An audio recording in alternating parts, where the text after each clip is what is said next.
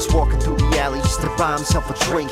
Memories of the war made it so he couldn't think. So he grabbed his AK cause he wasn't gonna play. And in the part of town he lived, you probably do the same. Only 20 years old, it's such a crying shame. We send him off the war, use him in our little games. He can't cop a drink, but he can shoot an AK. He can't afford a shrink, but he's got a steady aim. So we found a guy to go in and buy him some beer. Then he started walking home, his mind clouded with fear. He'd never be the same as before he volunteered. He's feeling strapped down just like a bandolier. I see warfare, and it's coming after me. I see warfare, it's happening in the streets.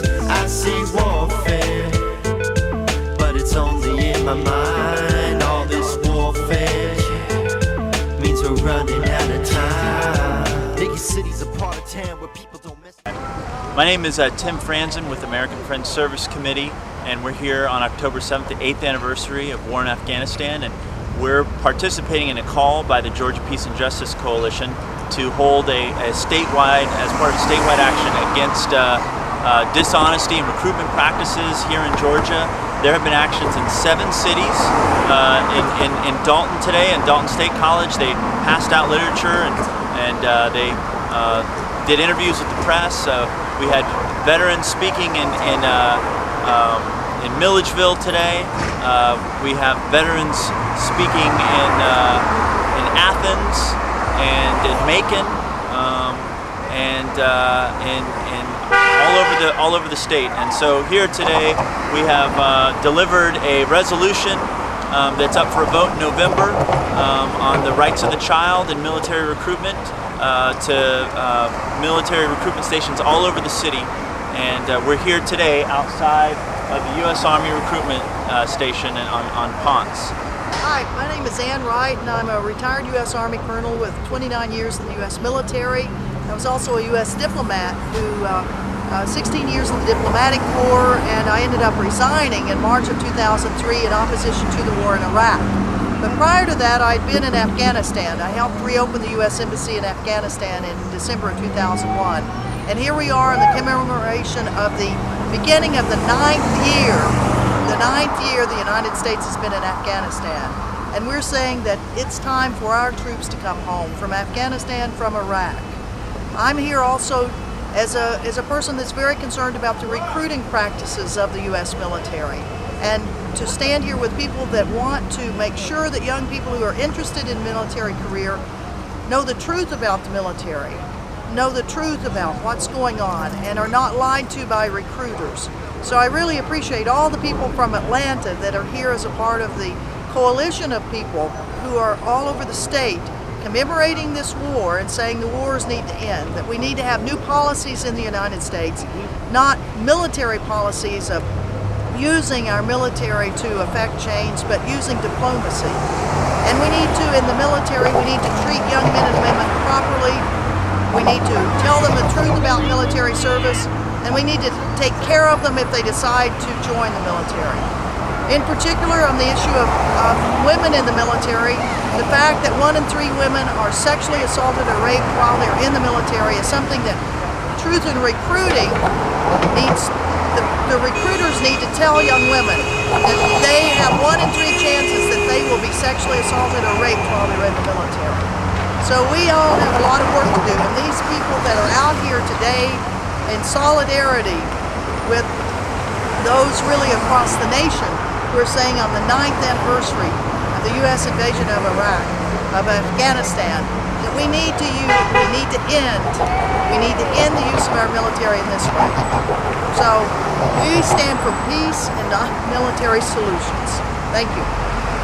My name is Malewa Alamanyu. I'm a Vietnam veteran. I was in the United States Marine Corps combat, and I'm here to support the cause of the young ones who are thinking about going into the military.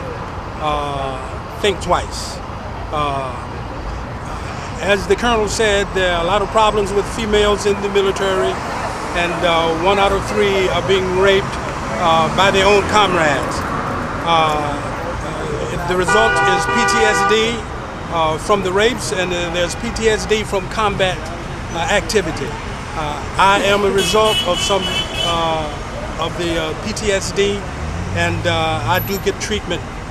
And I just want these young people to know that you need to think twice before entering into the U.S. military, because it seems as though the rich want to get rich off of the poor and the low income, such as ourselves. So I wanted to make a point that listen to what's going on. The war needs to stop. They can use the money that they're using on the war on insurance for the 45 million Americans who are uninsured. So we want this information to be heeded by these young people who plan to go into the military. Their parents understand what they're doing, because this is no game. Once you die for your country, that's it. Where bodies gon' hit the ground and people won't make a sound. Atlanta, the tits of town, the gangsters be holding down. The dealers be moving pounds, the rappers be moving crowds. The people gonna struggle, try to make it up to the cloud. It's always a hustle, try to make your whole family proud. Especially with the pressures of America, there's no preparing ya. You try to trust in God, now he's scaring ya. America's a victim of mass hysteria. We'll tell you how to live and then invade your area. Say you can't come in by building a barrier. Say the way you live's a sin, so we ain't gonna marry ya. I see warfare, and it's coming after me. I see warfare, it's happening in the streets. I see warfare, but it's only in my mind. All this warfare means we're running out of time. I see warfare, and it's coming after me. I see warfare, it's happening in the streets. I see warfare, but it's only in my mind. All this warfare means we're running out of time. My heart goes out to all the soldiers, men and women around the world. Means we're running out of time. Yeah, it's time to stop this bullshit. It's time to start treating our boys and girls the way they should be treated. It's time to fix America. Let's go. Let's start it.